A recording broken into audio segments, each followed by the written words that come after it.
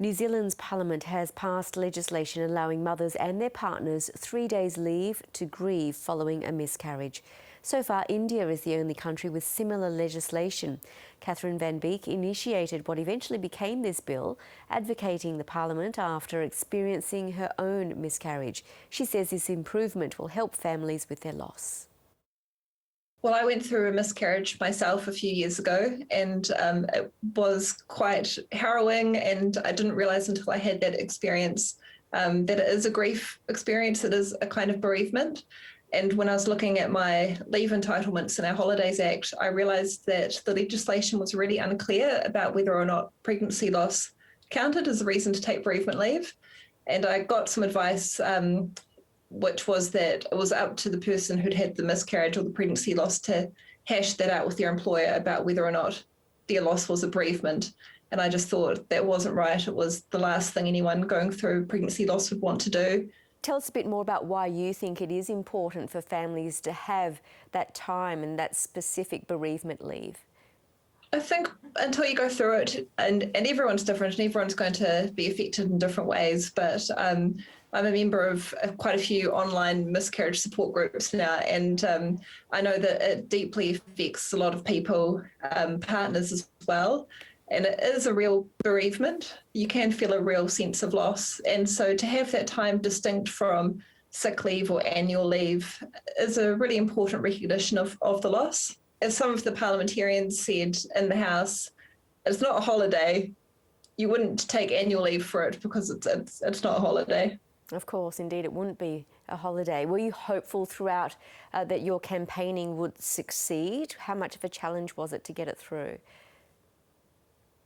For me, the work was at the beginning. I went and talked to my local MP, Claire Curran, and she was really positive about it, but she said that she just wanted to be sure that it was a wider issue that didn't just affect me and that there was community support for it. So I reached out to quite a few different baby loss groups and heard from people who'd had all sorts of different experiences who would have really appreciated the leave. And I ran a petition. So once Claire was satisfied that there really was a need for it, she started the process and it was picked up by MP Ginny Anderson. But at all the steps throughout the process, it could have been stopped. So I tried not to have too much hope. So I was really, really thrilled when it went through. Well, you must be very proud of what you've achieved, but also realised what an impact it will have on those going through what you've been through. Yeah, I'm very proud and very proud of Ginny Anderson as well, who championed the bill, and she's so wonderful and she really managed to get cross-party support.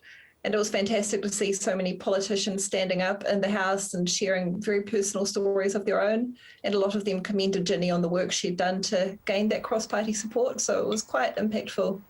Were you also surprised to find out just how many families this might possibly impact? I was surprised when I went through miscarriage because people don't talk about it a lot. And you don't realise, you definitely know people who've been through it, but it's not something that everyone necessarily talks about. It's a bit of a taboo. And I think those taboos are being broken down a little bit now, but about 1 in 4 pregnancies, that's one of the figures that gets bandied about. So it really impacts a lot of people. Catherine, you must also be pretty proud of New Zealand for being just the second country after India to adopt such legislation. But do you think there's room for improvement? Where else do you see areas that it could be better when it comes to family rights? I'm really, really proud, but I think there are always areas for improvement. And I think it would be really great if other people who spotted those areas for improvement did a similar thing to what I did, maybe have a chat with their MP, start a petition, and start to make that positive change themselves.